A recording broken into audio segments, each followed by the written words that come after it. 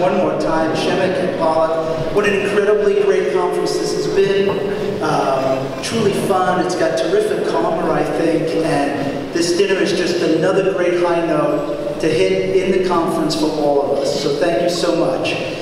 It's going to be my distinct pleasure to introduce tonight's guest dinner speaker, and I know for everyone in the room, his reputation in terms of his impact in the scientific community and beyond science, really in the translation of science to the general public through books like The Tipping Point. His reputation precedes him in every way. All of us would love to have our reputation precede us as well. And Robert's going to talk quite a lot about his own work. So I thought that I'd share with you something else. Something more about the man and the myth and the accident that brought us all here together tonight. I had the great fortune of riding back in the bus with him last night, so I learned all about Robin's, intellectual origins, if I may say, put it that way. So here's just like a short summary. It turns out that he started off as a philosopher, realized that there weren't a lot of economic benefits in the job market. So after torturing himself through psychology, he decided that he wanted to be a shrink. He goes to start a degree in clinical psychology, learns a little bit about the field, and then his professors tell him he's just too much of a scientist. You better go into something like real science, like experimental psychology. So he goes out and learns experimental method, he learns about lab research, he learns all about the theories in psychology, he gets his undergraduate degree, and then he pivots again. And this time, he goes from studying, what goes on between, people's ears to studying animals. He gets a PhD in zoology. After his PhD in zoology, he heads south to better weather, where he goes to Africa to study monkeys and antelopes. He's particularly interested in the formation of social networks of monkeys, where he learns that monkeys form their social networks not unlike human beings through gift giving. Apparently, when monkeys scratch each other's backs, they release a bunch of endorphins, and that's the first step to them liking one another. Then after that, his whole career pivots again, and this is where it starts to get a little interesting. He decides not to go south, but he goes back north to Scotland, where he studies feral sheep. When he told me that he went to study feral sheep, I'm like, what would Freud have to say about a guy who's been studying monkeys and back scratching and now studying feral sheep? Robin, I'll leave it up to you to describe exactly what was going on. But then you have to think about it. Someone who studies back scratching in monkeys and then feral sheep, what's the next thing that you're most likely to study? It's people. And once he starts studying people, that's how he hits on the famous Dunbar number. That, incredibly subtle but very powerful idea about how our brain size is related to the number of relationships we can keep, and that goes across different species. And once you learn that, it becomes a really handy predictive tool, because you can figure out, what's the size of a legion in an army, what's the span of control of a leader, how many friends you want to have on Facebook. But it was that one result, and many of the other things that I hope he'll share with us tonight about his career, that in many ways has put the fuel in the Ferrari for all of science, and we have been racing around the track after him ever since, trying to catch up with the full implications of his ideas. But with all of that said, what we owe tonight to is one giant accident. I asked him how he got here, and so he told me that one day he's looking at his email. He gets an email from Bollock. Turns out he's got an old friend named Bollock, and he doesn't read the email real carefully, and he thinks it's not Al Bollock Shemansky, but a different Bollock, an old close friend, so he accepts the invitation to come here tonight to speak. Otherwise, he's not doing a lot of speaking. About a month after he accepts the invitation, he realizes that the Bollock Shemansky that he accepted the invitation from is not his old friend. Nonetheless, we got him here, and please join me in welcoming Robin Dunbar and this wonderful accident we had to share.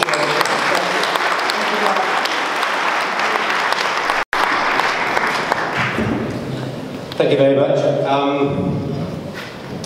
So they asked me basically just to do the first part of this evening's cabaret, And just to fill a little time for the next act, which will be Professors Barabasi and Lutzi leading us in communal singing with some very famous Hungarian songs. So just to keep you entertained a little bit before they come on the stage. What do you mean you're not going to do it? Oh, come on. Shout yes, you want them.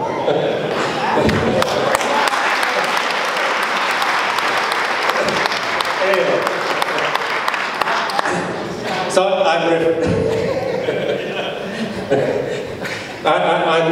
sort of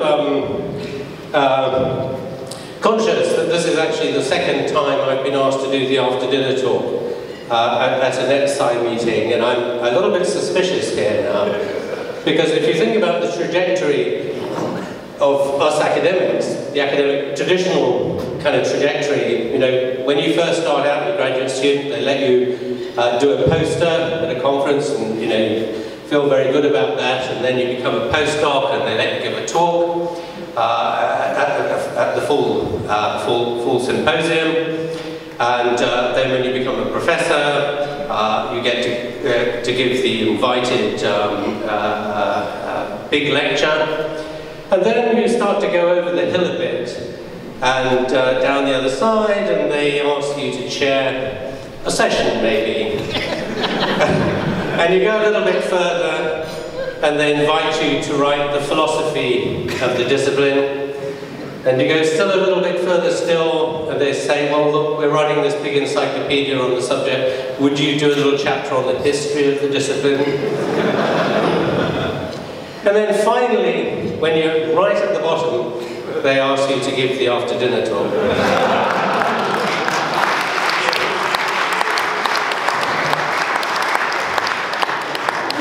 So, you've asked me twice. I get the message, guys. Thank you very much.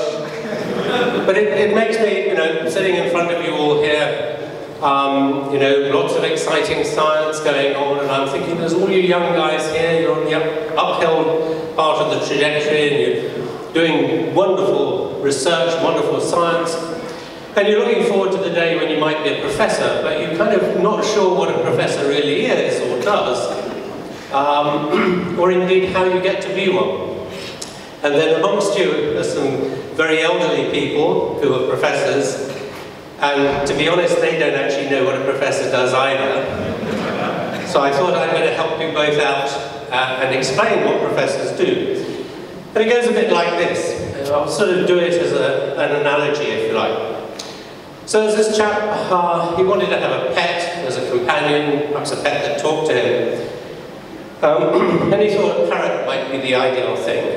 You know, parrots speak, and maybe you can have a conversation with the parrot. So he went down to the shop that sells pets, and he said to the man, he explained what he wanted, and did he have any parrots? And the man said, oh yes, we've got this one here.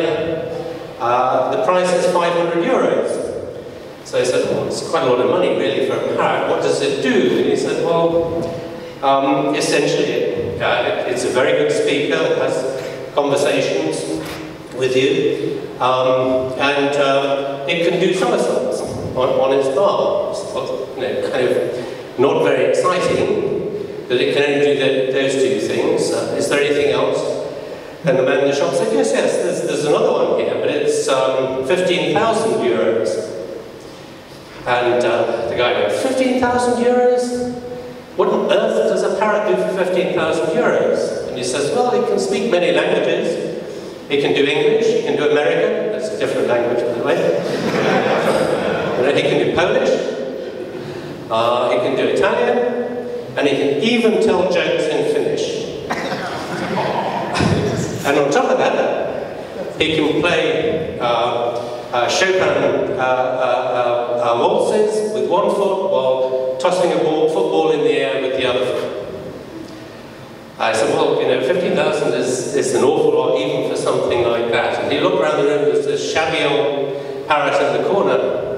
And he said, well, what about that old one there? And the guy said, that one, oh, that's 50,000 euros.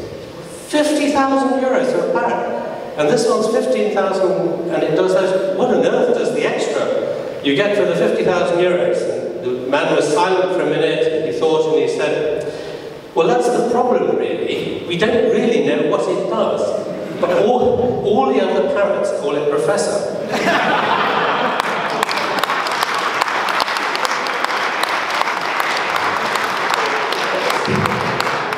So what you will have noticed is that's all about networks. You get to be a professor by having lots of people that call you professor. It's just networks. So, networks. So let me ask a question. What does your, say, personal social network look like? Does it look like, oops, get this right, does it look like this? Very large, homogeneous, lots of people, or does it look like this? Rather small and very clumpy. I'm going to try and persuade you that that's really what your social network looks like, and it's very, very small scale. So if you think about most studies of social networks on the internet, if you read that literature, the focus is almost always on very close friends and not really looking at the wider social network. If you look at our natural social networks, the numbers of friends we have, the number of people we know well, you get these kind of distributions. This is an old data set. This is one of our very first data sets where we tried to look at this.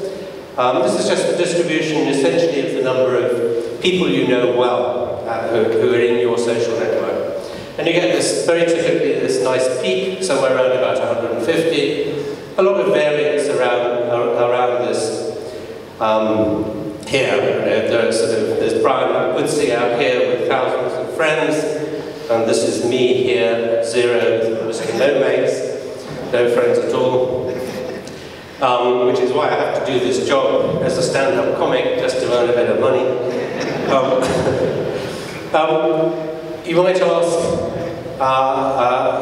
that's your personal social network, but if you look at how the world is organized from above, how people are distributed in space, this is a very typical picture. So these are different layer sizes, social groupings, different social grouping types in hunter-gatherer societies. And these are their size distributions from census data. Here's that figure of about 150, and you can see it's this layer here, which sits very nicely around that layer, and these smaller groupings and these larger groupings are way outside. These groupings are hierarchically inclusive, so these are sort of bands, several bands make a community, several communities make a mega band, and so on.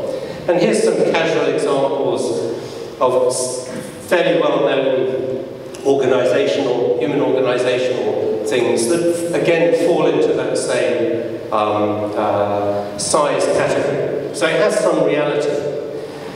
So you might ask, well, has the internet changed that? Because the internet allows you to talk to many people at once. The big problem with traditional offline social networks is you have to do it face-to-face, right? And that's very limiting. You can only talk to a few people at a time. Obviously, on the internet, you can talk to, well, as many as you care to listen to. So we've just done a national, or 2 national surveys. So the sociologists will know what I mean when I say this. These are standard randomized, structured samples from the UK. So they're balanced for age distribution, they're balanced for regional composition from across the whole of the United Kingdom. There are 2 samples, one of 2,000 people, one of about 1,500 people. And this is the composite distribution of the number of friends they have on Facebook. And again, I draw your attention to the fact that this big peak here at 150, the mean is about 170, so very close to that. A few people have very large numbers. This is 850, so this is sort of really a logarithmic scale here, in effect. But you can see very nicely that peak at 150. And these are Stephen Wolfram's data from 1 million Facebook pages, the number of friends listed on Facebook pages. And again, this 5,000 is the maximum. There's a tiny yellow dot out there for a few people, but you can see this massive great peak, and that peak falls really somewhere between about 150 and 250. So it really doesn't look like the internet has changed how we engage in our social world. The origins of this go back to an observation I made about 20 years ago now, that the size of social groups in monkeys and apes is directly correlated with the size of their neocortex, this kind of smart part of the brain, because the part of the brain is expanded out of all proportion in the course of primate evolution. So this is mean group size in individual species. These are actually averages for whole genera of monkeys and apes down here. And it turns out that this mess of points in the monkeys actually consists of several grades. You have a series of grades in which essentially these guys over here need a bigger computer, bigger brain to support groups of a given size than, say, these guys over here. So far, so good. The obvious thing to do at this point is to do what statisticians tell you never to do, which is extrapolate beyond your data. We know that humans, what human brain sizes are, because we actually have humans. This is a particular brain data set, and collected by a German anatomist in the 1950s of primates. And in their university, and I won't mention which one it was, they had some graduate students who were extremely slow at producing their PhDs. So they had to donate their brains, and we're very fortunate in having a nice human data point. It's right there on this scale. It really doesn't matter too much what it is, it's just a measure of brain size. And if you plug humans into that, into the ape line in particular, you get this number, 150, that's now known as Dunbar's number. So actually this was actually the first suggestion, if you like, that there might be something there. It was a direct prediction of this, this graph that then led me to go and try and find out what size of groups humans really did go in. Okay, we now know that even within species, and particularly within humans, because we and other people have done a lot of it, the size of your personal social network correlates with the size of key areas in your brain, not necessarily the whole of your brain. This bit at the front here, in particular, and in particular this part here, the orbital frontal cortex, which is heavily involved in managing social skills, amongst other things. The size of that part of the brain, plus some other bits, particularly along here in the temporal lobe, correlate with the number of friends you have. And we've shown that in several imaging studies, and other people have now shown it as well. So we know that this social brain effect works not only between species, it actually works between individuals within species. So if you look at this group size of 150, what kind of becomes obvious is that it's very clumpy in its structure. It's not homogeneous. These 150 or so friends, or the variance really across individuals is somewhere between 100 and 200. It's not that you have the same quality of relationship with everybody in that social network of yours. And along with various other people, particularly Didier Sornet, we did some crackingly difficult analyses, essentially looking for the fractal properties in our two data sets. So here's our social groupings data set of hunter-gatherer type groups, communities, and our Christmas card data set, personal network data set here. And they wasted an awful lot of computer time doing a very complicated analysis, which comes out, well, at least identifies these peaks here as the key fractal parameter. So there's a recurring pattern in here with that fractal parameter. When you translate that back into the real world, that means you've got a recurring ratio or a scaling ratio of about 3. And about the same time, these guys from Albuquerque were messing around with similar data. These are hunter-gatherer grouping sizes too. They used a much simpler technique called a Horton order analysis, which is also rather similar, effectively, but can be done on the back of an envelope, which is this. And again, these you need to know what your grouping levels are here first, but once you know what they are, you can specify the group sizes, and these are the distributions of how to gather groups, and it's the slope on that line that tells you the fractal parameter essentially, and they get pretty much the same values that we do.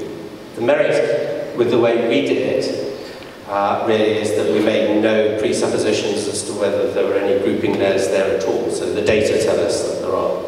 Okay, what this essentially means is that your social world looks like this. It consists of a series of rings. You're sitting in the center. You're surrounded by a small group of very intimate friends. There's another layer here, which is a bit bigger, of less intimate friends. You might think of them as good friends. And then another layer of best friends, and then a layer of friends. And at this point, here's your 150, this is where the red line is, and we know there are two further layers out beyond that, one at 500, one at 1500, but you notice the recurring pattern here. It's a very, pretty, these are the kind of idealized figures, but that's your ratio of, scaling ratio of 3 going through there, and it goes right out to here. The difference between, and remember these numbers are inclusive, so this is hierarchically inclusive. The 15 include the 5, the 15 include the 15, so on.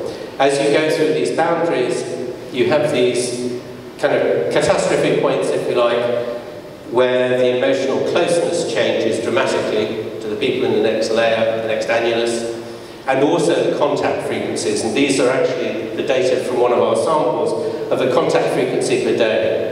To individual members of these layers, that's to say the annulus. Essentially, 40% of your total social effort is given to these 5 people, another 20% to the 10 people in this annulus here. So 60% of your social effort is given to just 15 people, and the remaining 40% is divided between the 135 that sit in these 2 layers.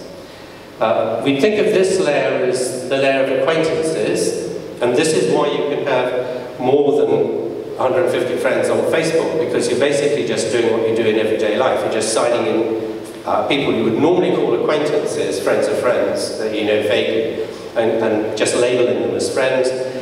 And what this seems to be is the limit on the number of faces you can put names to. It's a pure memory problem. What's interesting about these data, or these scaling ratios, is actually the structure of modern armies. All modern armies use these numbers and have that structure. The only one they don't have is this, but they've now started to use it because that's the standard operating group size for special forces. It didn't exist before. Standard armies start at 15 and they keep this recurring ratio of 3 going for at least another 3 layers beyond here. And they seem to have come to that by pure trial and error over the 300 years or so that modern army structures have been developing in Europe. And they seem to have arrived at them somehow as their sweet points where things just seem to work. Okay. The distinction, by the way, between the people in here and the people outside it, the red line, is simply how altruistic you are. So how altruistic you are to people declines also, along with these other measures, as you go out through here. Really, beyond this red line, you're extremely unlikely to be altruistic to somebody who simply comes and asks, unless it's a very small thing. But people inside this circle, you will be altruistic to without really thinking, without really demanding something in return. Okay, we pick these circles up, both in Facebook and Twitter data. Those of you who went to Valerio's talk this afternoon will have seen the full story. I just want to kind of point them out. This is really asking, this has all been done, this is looking at the traffic, using the traffic going on between Twitterati in the one case and between Facebook people, the postings as it were. And we're looking at what's the optimal number of clusters you get in these data. It comes out very nice. It's 4, here they are, here's what we expect, here's what you get, very close. What's really interesting is we pick up an extra layer, which we didn't know existed. right? So in the middle there's another layer at 1.5. It's amazing. Because I used to joke when I gave it talks, and I used to say, if you look at these data, if you extrapolate backwards, there's a layer missing. And that layer's at 1.5. Has to be. Well, how do you have 1.5 friends? It's easy. There are two classes of people. And one of them, and they're in equal proportions, one of them has one best friend, and the other has two. And one of those classes of people are called men, and the other are called women. And I'll let you work that out. But sure enough, there they are. That layer actually seems to exist. Extraordinary. All right, we just picked up, and what's interesting is these layers seem to turn up all over the place. So this is the most bizarre one, I think. So it's become a fashion in Germany for selling up your expensive house or flat in the big city, buying a caravan, and going and living in a camping park, in a permanent caravan. And this is now official. You have this as your official residence for tax purposes and so on. It's all quite kosher. So we were prompted to look at the sizes of these communities. So what happens is the people who build the camping parks, they'll have a big area for overnight campers. They'll now have this little camping area for permanent campers. And the permanent camping park only has a certain number of pitches on it. It can only have a certain number of caravans or what have you, whatever they're living. And we looked at the distribution of these, of what numbers of people these would mean. And unbelievably, this is what you get. And these are highly significant effects. And this is based on a very, very large sample. It's about 1,100 German campsites. So this is the number of people, maximum number of people they can hold. But if you do a cluster type analysis, a k-means type cluster analysis, you get 4 layers very clearly coming out as the optimum. And those 4 layers occur here where the red lines is, and here's your theoretical values as well. Just look how close they are. These are the actual values. They're extremely close. And I'm not sure what to make of this. There are guys deciding to do a campsite, and they have in their mind, clearly, an idea of what would make an optimal community size, one that would work. It's data. You can't doubt it. Here's another thing, in a way, which we hadn't anticipated. But it turns out that we have a social signature, a personal social signature, which is like a fingerprint. In terms of how you allocate your available social effort, whether you measure that in terms of time, or a measure of emotional closeness to the individual members of your network. And just to kind of try and illustrate this is 2 individuals over 3 periods of time, and each one is 6 months, so this is 18 months time span here. The orange line, dotted line, if you can see it, is the average for everybody, and then the data points are the time allocation. This is actually in terms of phone calls here, to individual members for the first 20. In fact, the analysis is done on all the members of their network, but we've only put the first 20 here for illustrative purposes. But I hope you can see 2 things. One is, there's a very consistent pattern across time within individuals. Each individual maintains the same shape and pattern, but the 2 individuals have very different signatures. And if you want some statistics, that's what that's supposed to show. But it looks like we have a very distinct way in which we kind of allocate our social capital, if you like. And when somebody drops out of a position, we slot somebody new into exactly the same social effort position as was vacated. We don't change the distribution. Extraordinary. But just to remind you how important your social networks are,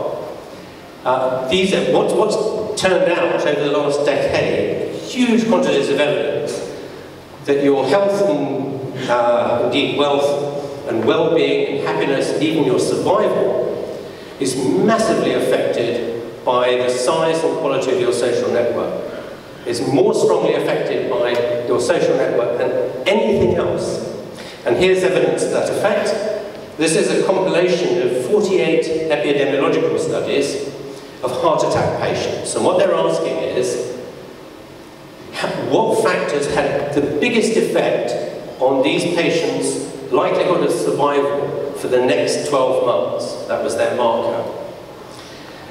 And what we have here is measures of network quality, whether they gave up smoking or not, how much activity how much exercise they took, how much alcohol they drank, how fat they were, what drugs they were on.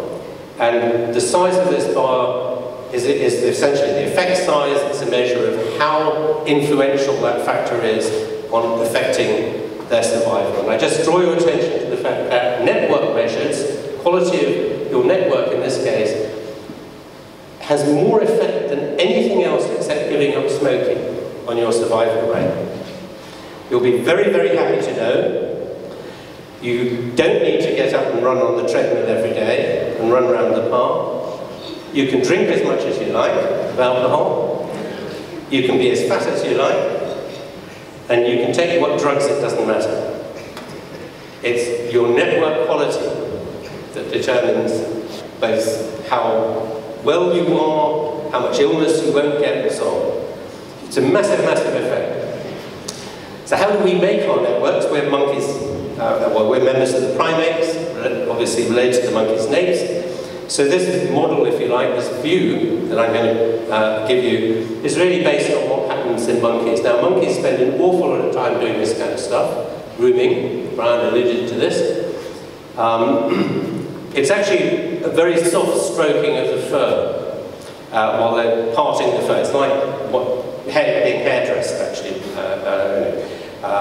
constantly combing through the fur. And it turns out that we have a special neural system which only responds to light stroking of the skin. Light, slow stroking. It's very different to the other nerves. It has no insulation, so it's very, very slow.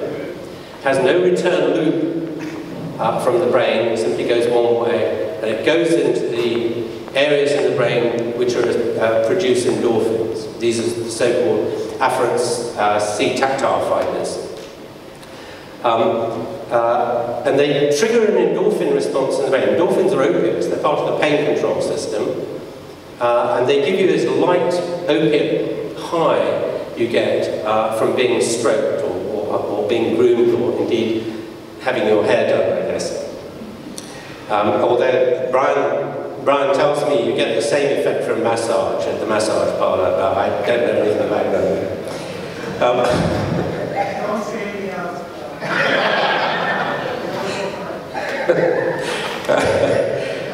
So you've got this component. What this is do is set up a kind of pharmacological platform of which the animals then build a cognitive relationship. And this is a relationship of trust and obligation and reciprocity and so on. This is the second part, which is where the brain comes in. But I want to focus really on this part here.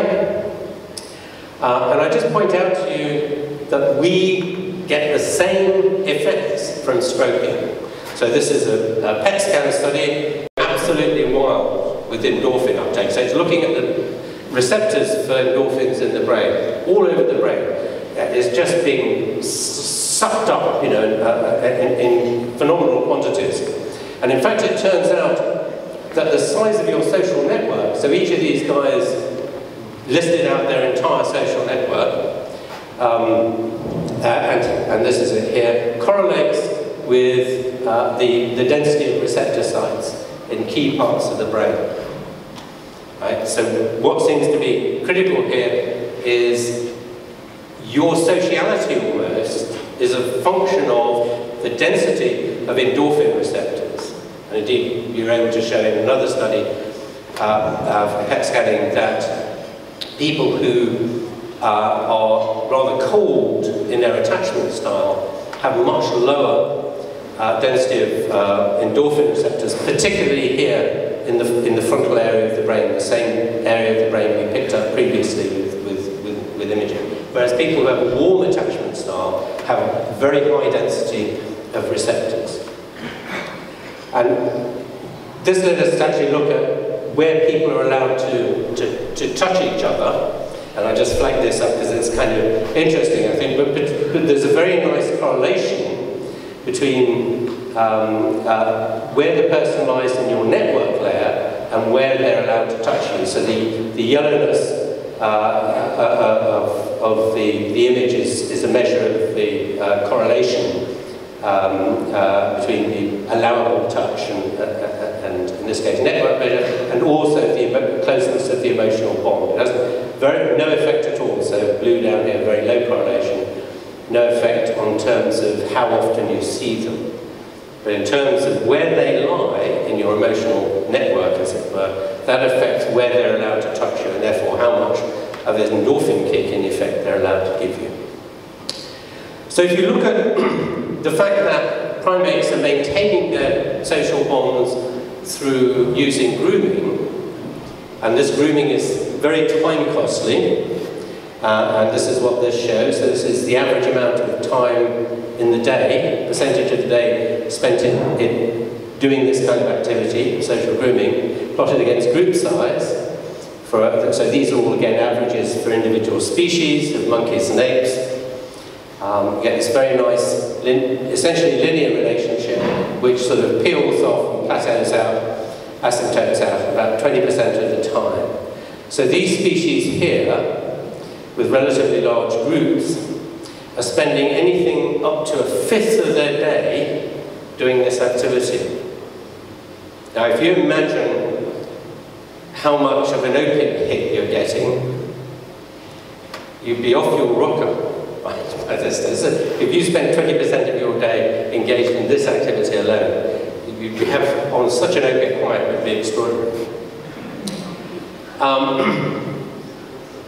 But just to kind of remind you in this context of how important this time investment is, this is a longitudinal study we did over 18 months, and it's looking at what happens to the emotional closeness of your family relationships and your friendship relationships in your social network. And part of the reason for doing this study was that these were high school kids here in their last year. At this point they went away to university, so for the whole of this, the first year away from university, they're away from home, so they can't see their friends and family so easily. And we wanted to know what happens to the relationships. This was a mobile phone study. We wanted to know how the phone was used to try and bridge that gap. But the key here is, so this is just the average emotional closeness for all your family members, not just your mother and father, but your second cousins and third cousins and whoever's in your network. And you can see, if anything, it's going up slightly, but certainly it's not dropping. At least it's constant. It may even be improving. So here's evidence of the old saying, absence makes the heart grow fonder. But it's only true for family. If you look at what happens to friends, so this is for the original set of friends here at the start of the study, it plummets. Remember, they're going away from home and leaving these friends behind at this point.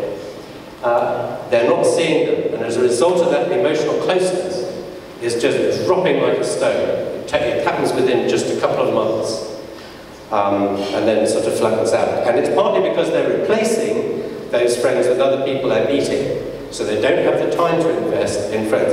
But it's kind of interesting that family relationships are immune to that. Family relationships seem to be very robust in that sense, but you have to work at friendship. If you stop working at friendship, quality of the friendship declines. And here's some more stuff. Actually, I think this is on the same data set, actually, done by Talaya at Alto. And I just want to draw your attention to the diurnal cyclicity of this. And just look, these are the girls here. This is their frequency of calling, the amount of phoning they do at different quarters of the, this should say night there. And down here are the boys, so where are we? Yellow and purple here are to family. But to friends, particularly girls calling to friends, look how it goes up. Boys, doesn't make any difference at all, right? And the lesson I have for you here is, if she doesn't call you late at night, she's not interested in you. It's true. Okay. So how good is the digital world then in allowing us to keep these relationships going? In terms of just talking even to our best friends. This was a diary study we did, where we asked a group of people to record the quality, estimate the quality of the interaction they'd had each day, at the end of each day, with their 5 best friends, according to the mode of communication. So they might see them face to face, they might have talked to them via Skype, on the phone, instant messaging, texting, or email, or social networking sites. And I just draw your attention to this massive difference between face-to-face and Skype and these kind of digital media, as it were. The sense of quality of the interaction that we get from actually seeing somebody's face is dramatically greater than the quality of the relationship, the interaction we get from being able to talk to them via text or even on the phone, which is extraordinary.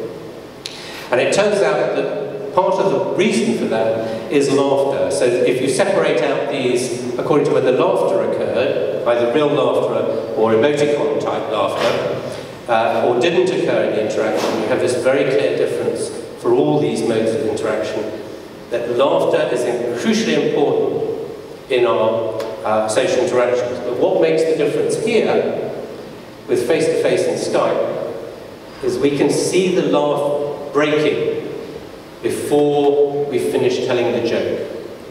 Whereas on digital media, you can't. You have to wait till the joke, and if it's text-based, you kind of go, what planet are they on today? And yet if you heard the same joke in the pub, you'd fall off the chair laughing. There's something about the quality of face-to-face interaction which is hugely important. Okay, so let's go back to this primate social time data. Here's that same relationship between time spent grooming and group size. Here's, if you like, the theoretical level that you should maintain as you increase group sizes up to R150. We would have to spend something like 45% of our daytime grooming, right? And a massive endorphin hit. The reality is, we don't have that time. The only people who have that time are academics who've got nothing else to do. The rest of the world has to earn a living. The rest of the world spends on average, and this is an average of 7 studies looking at social time in activity budgets, the average is exactly 20%. So it looks like we're using the same limiting amount of time for social interaction that primates are, but somehow we're using it more efficiently to bridge this gap.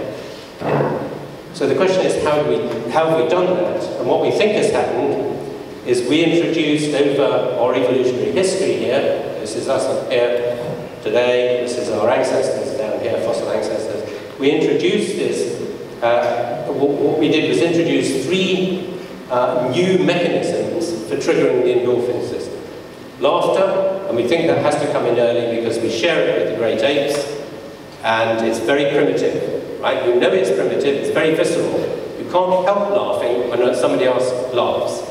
You can be in a foreign country and somebody tells a joke in a language you don't even understand, and they all laugh, and you cannot stop laughing. You just can't do it. But it's really weird, because actually if that happened across the other side of the room, you wouldn't. It's a very close bonded thing, and in fact it turns out there's a limit on the number of people that can laugh together at about 3. It's very, very close to the limit on the number of people who can have a conversation, which is 4. You simply cannot have more than 4 people in a conversation. And you won't get more than 3 people laughing together. Right, so that's come in very early, then came in singing and dancing, singing without words, and then finally, very, very late on, probably with the appearance of modern humans, language as we know it, storytelling, and through that, the rituals of religion. And I just want to show you some evidence that these really do trigger the endorphin system. So I'll start with laughter, because that's the earliest one. So the way we do these studies is exploit the fact that endorphins are involved in the control of pain, the management of pain. It dampens pain down. Endorphins are 30 times more effective as a painkiller than morphine. That's how strong they are. Of course, you're getting tiny, tiny doses, but that's why you get this kind of opiate high from it. So we make you take a pain test, something like this, where how long can you stand a blood pressure cuff blown up to maximum pressure on your arm. We then give you an activity, you watch some comedy videos perhaps, and then we take pain threshold again. And if the pain threshold increases across here, that's evidence of endorphins. We now know this is true because the guys in Alto have just done the PET scanning study and shown that it's true. It really is endorphins. Okay, so what we want now is some comedy. So we showed 20 minutes of Michael McIntyre, the British stand-up comedian. And then we want a control group which doesn't make you laugh to show that it's really the laughter that has this effect. And the best control video we've ever found is golfing instruction videos. Nobody has ever laughed at a golfing instruction video. And then here we have 5 studies we did with this design.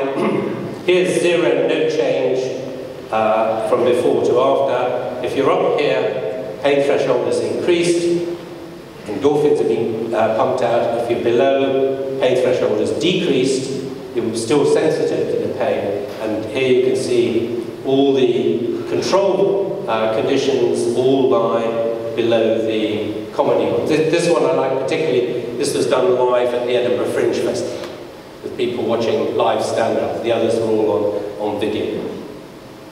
And we've done the same thing now with dancing and with singing, with choirs. I'll just show you 2 different kinds of data with this.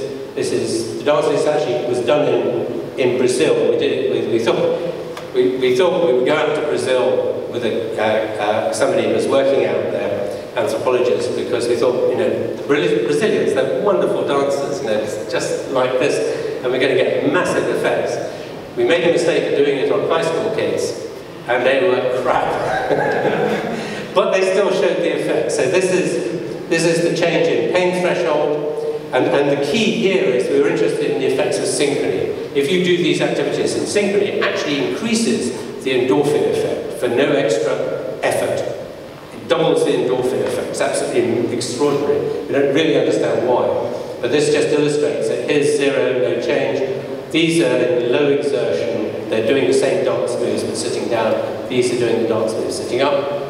Here they're out of synchrony with each other, same music but different moves, out of synchrony with each other. These 2, they're in synchrony. You see when you do highly active dancing in synchrony, it just produces this massive increase.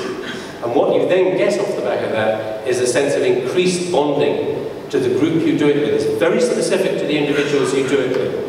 And I'll just show you those data here for this singing data. These are here 4 evening singing groups that were set up for us, and these are 3 hobby classes that were set up, so it's control. And you can see this enormous increase. This is measuring the change in social closeness. The massive increase over 3 periods of time. Massive increase you get, particularly straight away. We call it the icebreaker effect. So you get this massive kick from singing together, and suddenly you feel bonded to these people, and this actually carries on and lasts through. So it really does have a massive effect. So there is 2 more things we invented, which are kind of relevant to tonight, that have equally important endorphin kicking effects. One is eating, because endorphins turn out to be involved in the mechanism that stops you eating when you're satiated. So that fullness you get is actually triggering the endorphin system, stretching the skin and triggering the endorphin system. And that's making you feel all kind of happy and so on. But the biggest kick you can get, the thing that produces more endorphins than anything else, including singing, dancing, and laughter, is alcohol. So I have to tell you that when you have to go to the alcoholics clinic, to be detoxified, what they're going to do is give you endorphin blockers. That's the standard treatment. So you don't get the endorphin high from the alcohol. But the problem is with these, and in a sense with these other three things that I just talked about, you can't do them online. So my parting recommendation for you is, eat, drink, be merry, laugh a lot, make friends. You'll live longer if you do, and you may write better papers. Thank you.